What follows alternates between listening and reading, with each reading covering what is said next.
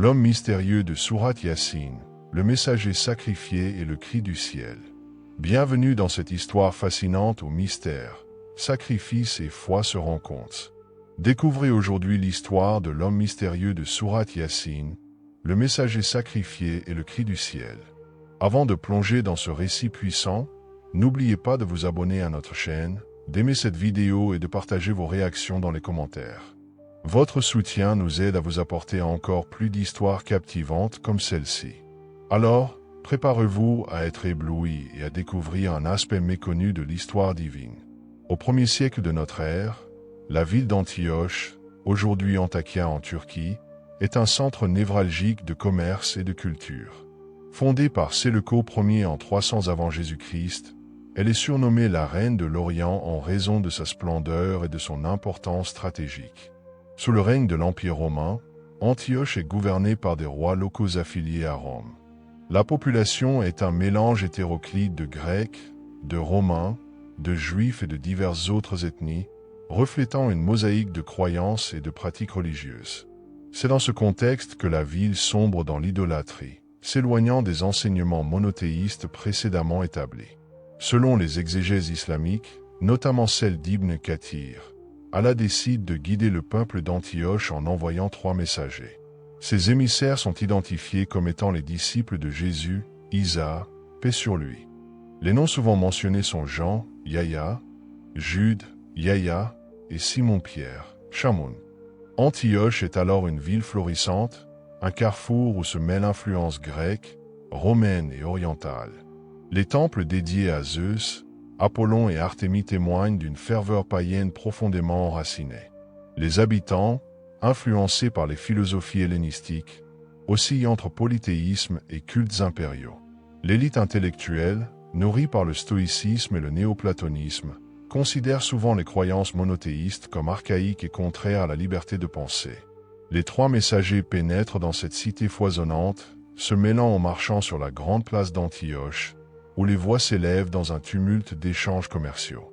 Leur première approche est pacifique et empreinte de sagesse. Ils s'adressent d'abord aux plus humbles, les artisans, les voyageurs, les serviteurs des grandes maisons. Leur parole est simple mais percutante. Au peuple d'Antioche, ne voyez-vous pas que celui qui a créé le ciel et la terre mérite d'être adoré seul? Certains les écoutent avec curiosité, d'autres ricanent, arguant que leurs dieux ont protégé la cité pendant des siècles. Un vieil homme, intrigué, demande « Qui vous a envoyé ?» Les messagers répondent d'une seule voix « Nous sommes envoyés par celui qui vous a façonné et qui vous accordera un jour la vie éternelle. » Si quelques âmes semblent touchées, la majorité demeure indifférente ou sceptique. Certains philosophes grecs s'amusent à les interroger, leur opposant des sophismes pour les piéger. Si votre Dieu est unique, pourquoi tolère-t-il tant de croyances différentes? Demande-t-il. Les messagers répondent avec patience, utilisant des paraboles pour illustrer la grandeur de l'unicité divine. Mais les commerçants, eux, perçoivent ces paroles comme une menace. Si l'idolâtrie disparaît, que deviendront les artisans qui sculptent les statues des dieux? Que feront les prêtres qui prospèrent grâce aux offrandes des fidèles? Face à cette effervescence, les notables de la ville s'inquiètent. Loin d'être de simples prêcheurs, ces hommes bouleversent l'ordre établi. Le grand prêtre d'Apollon convoque un conseil d'urgence dans le temple principal. On y retrouve des figures influentes, les riches commerçants, les administrateurs romains, les érudits païens. Ces étrangers sèment la discorde, déclare un dignitaire. Leur Dieu unique détruirait notre harmonie, nos traditions. Si nous les laissons faire, bientôt notre peuple se divisera. Plutôt que d'user de la force immédiatement, ils adoptent une stratégie plus subtile. Des rumeurs commencent à circuler. Ces hommes seraient des espions, des sorciers capables d'ensorceler les foules.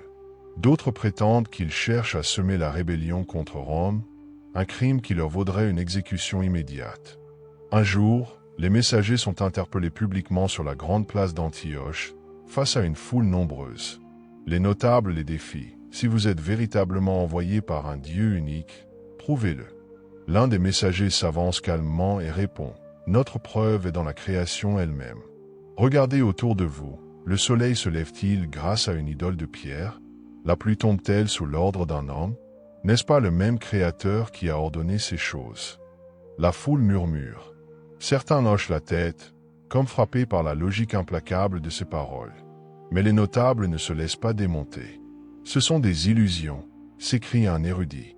Si votre Dieu était si puissant, pourquoi ne nous envoie-t-il pas un signe éclatant?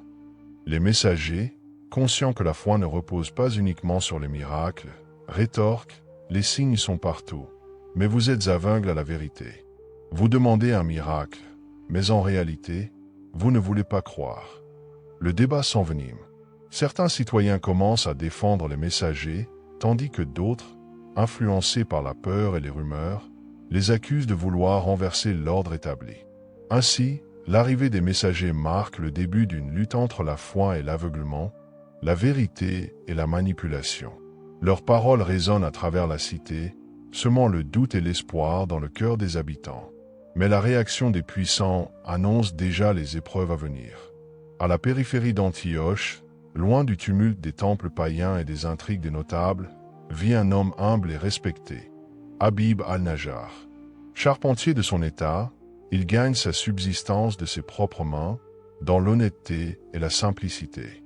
Mais ce qui distingue véritablement Habib, c'est sa foi inébranlable. Depuis son plus jeune âge, il s'est détourné des idoles et a médité sur l'existence d'un Créateur unique. Connu pour sa piété, il consacre ses journées au jeûne et ses nuits à l'adoration. Lorsqu'il entend parler des messagers envoyés par Dieu et du rejet qu'ils subissent, un sentiment de révolte et de compassion l'envahit. Comment mon peuple peut-il refuser un message aussi pur et limpide? Son cœur bouillonne de foi et de détermination. Il ne peut rester silencieux face à l'injustice. Le Coran décrit ce moment décisif avec éloquence. Et du bout de la ville, un homme vint en toute hâte. Il dit, « Ô mon peuple, suivez les messagers. » Sourate Yassine, verset 20. L'image est saisissante. Habib, en apprenant la situation, quitte précipitamment sa maison. Il ne marche pas, il ne réfléchit pas longuement, il court. Son empressement illustre son immense foi et son amour pour la vérité. Il traverse les ruelles sinueuses d'Antioche, bousculant les passants, ignorant les regards interloqués. Rien ne peut le ralentir. Il sait que son intervention est cruciale.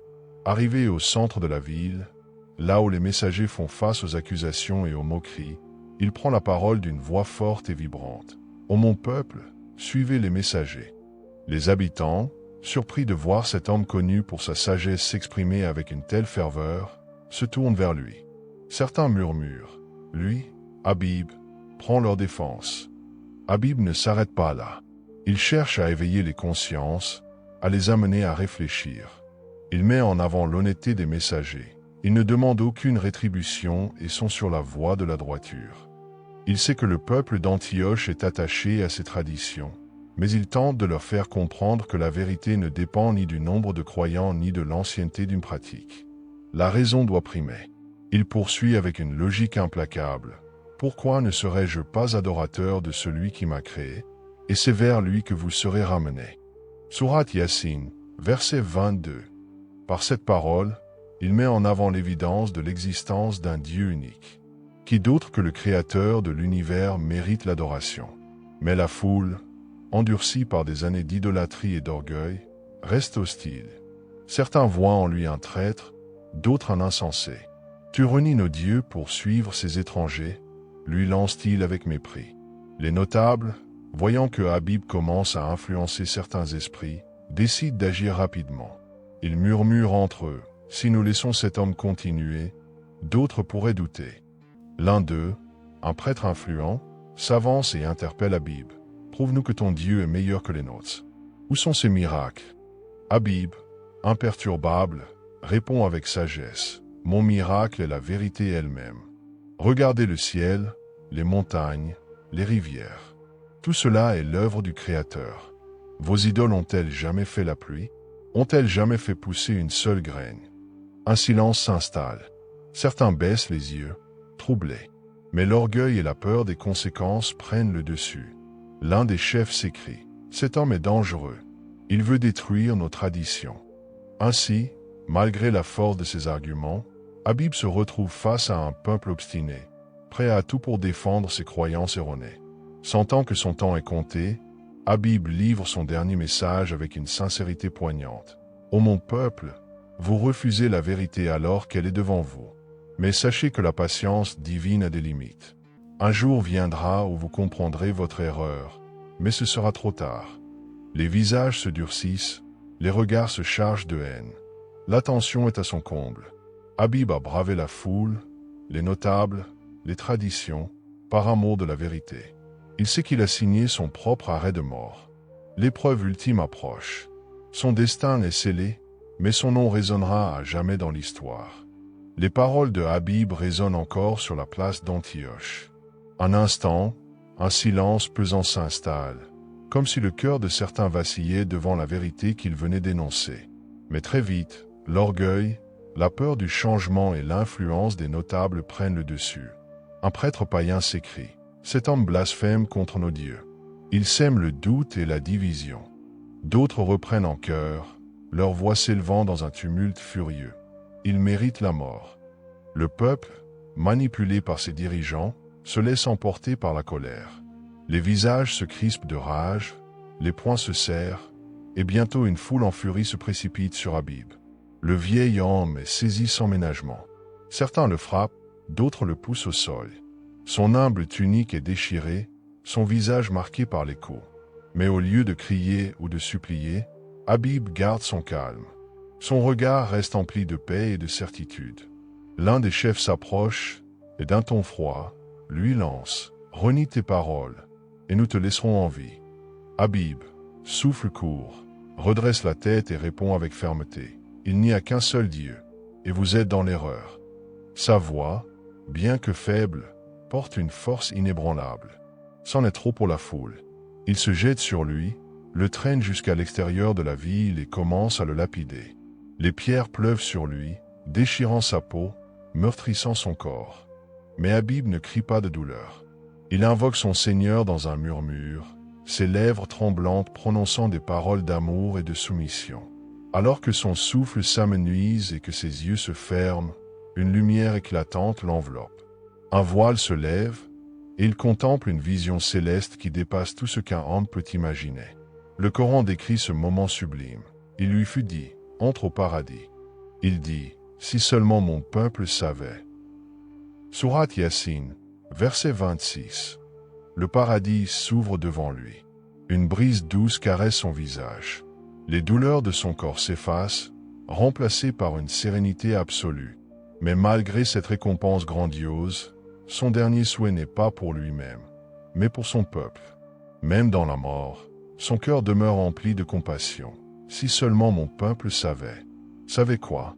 Savait que Dieu est miséricordieux, qu'il accueille ceux qui se repentent, que la porte du salut leur est encore ouverte.